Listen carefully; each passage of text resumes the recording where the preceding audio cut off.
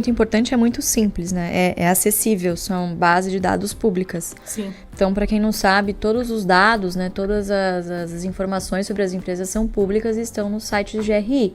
Então, se você digitar no Google, Banco do Brasil, RI, Sim. IRB, RI, Itaú, RI, né? Qualquer empresa da Bolsa que esteja listada, mais o RI na frente, tem o site lá de relações com investidores, que você tem acesso a todas as informações possíveis, né, e que o investidor precisa ter acesso.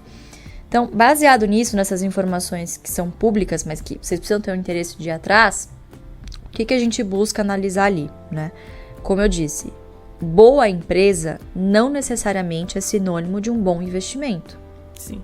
É o preço que vai determinar isso.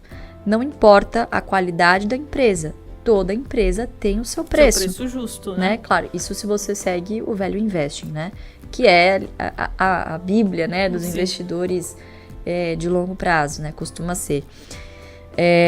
Então, pensando em preço, o que é muito importante para o investidor? Seria, assim, incabível dizer aqui para vocês, vocês trabalham, obviamente, vocês têm que acompanhar a bolsa todos os dias, toda hora, ficar ali obcecado e tentar comprar na mínima. Isso é impossível, nem quem trabalha com o mercado consegue acertar ali né, da mosca voando. Não dá, impossível. Então, a nossa preocupação foi, do Barsi na época também, foi desenvolver o que eu vou olhar para pelo menos não pagar caro por uma ação. Porque assim, se eu já sei que eu já não vou conseguir acertar o fundo, eu pelo menos preciso estabelecer ali o máximo que eu posso pagar por uma ação para eu receber ali alguma coisa que eu estou disposto. Então, qual foi o filtro que ele começou a usar? 6% ao ano só em dividendos. Às vezes as pessoas falam, putz, mas não é muito pouco, mas a gente está falando só de dividendos. Lembrando que se o dividendo deriva do lucro e o lucro ao longo do tempo é corrigido por inflação, a gente está falando de uma métrica real. Então ele não é 100% comparável com uma Selic, por exemplo. Da Selic você tira o IPCA e aí você tem a taxa de juros real. É com esse que a gente tem que comparar. Claro, no longo prazo é isso que faz sentido. Então, 6% é o teto. É o mínimo que eu quero receber. Com esse mínimo que eu quero receber, o que eu faço? Eu vou lá no site do RI, eu vejo a média, então isso é muito fácil, você vai somar os dividendos por ação em cada ano, divide por 5 ou 6, depende de quantos anos você analisar, você vai chegar ali na média de quanto mais ou menos essa empresa pagou nos últimos 5 anos. E dividir por 6%, 0,06. O que essa formulinha vai te cuspir ali? Que número é esse? Que é muito importante saber interpretar. É o preço teto. Então, esse preço teto é a minha margem de segurança, é o máximo que eu vou poder pagar por determinada ação para receber aquele mínimo de 6% ao ano em dividendos. Então, esse é basicamente o indicador que a gente sempre está olhando, né? Um dos principais?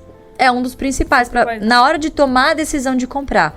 Claro que antes de tomar a decisão de comprar o ativo, você precisa analisar a qualidade. Então, aí vem toda uma análise contábil. Então, você precisa analisar não só os múltiplos, mas também EBITDA, endividamento, liquidez, né? Todo aquele fluxo de caixa. Então, tem toda uma análise por trás. Eu tô falando já dos finalmentes, né? Sim. Então, as pessoas acham que a gente faz um filtro por dividendo, que tá pagando mais no momento. Não, a gente gosta de histórico. Não necessariamente o que está pagando mais agora vai ser o que vai pagar no futuro. Então, por exemplo, a Taesa é uma que está sempre no top 10 das boas pagadoras. Está pagando muito bem agora, a tendência é que continue. Não nesse nível, porque depende muito do IGPM, né? Tende a uma normalização, mas eu não tenho dúvida que vai continuar ali pelo menos no top 10 nos próximos 10 anos, vamos dizer assim. Como foi no passado, né? Então, é isso que a gente faz. A gente sempre está acompanhando esses números, que eles não ficam mudando toda hora. Eles só vão mudando se tem alguma mudança de perspectiva. Então, por exemplo, o Banco do Brasil pagava 30%, esse ano determinou que vai pagar 40% de payout, vai distribuir 40% do lucro. Opa, mudou meu preço teto, porque vai mudar o dividendo por ação que ela vai pagar, né? Então, você pode desenvolver duas métricas. Vou fazer uma pergunta aqui, Luiz, ainda dá tempo de comprar Banco do Brasil? O que você acha? Olha, sempre dá tempo. A gente tem duas análises aqui, né? O pessoal se atém muito ao fato de ser uma controlada pela União, né? Então, tem a influência política. Mas é um banco, assim, cujo estatuto, cujas regras de governança têm dado uma certa blindagem, né? Eu acho que de 2016 para cá, pelo menos tem se tentado isso, né, se conquistar isso com a lei das estatais, uma maior segurança jurídica, né, um comprometimento dos administradores, até uma política mais rígida de indicação pelo governo desses candidatos que sentam nos conselhos de administração, né. Então hoje não é qualquer Zé Mané de qualquer partido que sentam nos conselhos de administração. São conselheiros também independentes, de carreira, pessoas experientes e que obviamente também estão preocupadas com as suas reputações. Então são pessoas que teoricamente têm um incentivo de tomar boas decisões para as empresas e para os acionistas que eles também representam.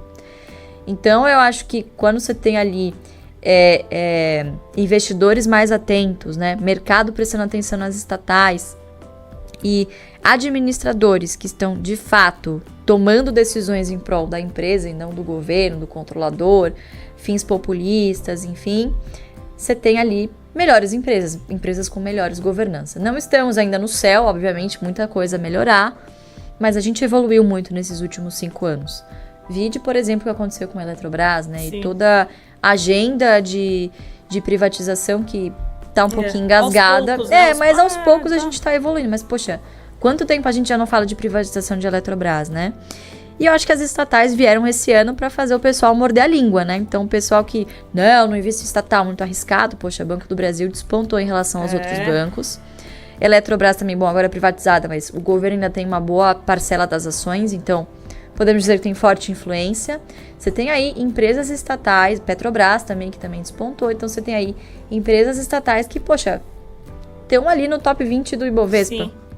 Banco do Brasil, então, é o seu favorito? Eu gosto muito. Acho que, assim, em termos de oportunidade de preço, hoje, neste preço, eu gosto mais de Santander. Mais Santander? Eu gosto, Acho que a disparidade, a assimetria de preço ficou hoje um pouquinho maior. Se você olhar, de novo, né, o passado, a média dos dividendos que o Banco do Brasil pagou, você talvez não compraria. Agora, se você olha para futuro, né, e o banco já sinalizou que tem metas agressivas de se aproximar dos seus pares privados, então se você projeta o dividendo... As projeções são boas, né? Da XP tá em 10%. São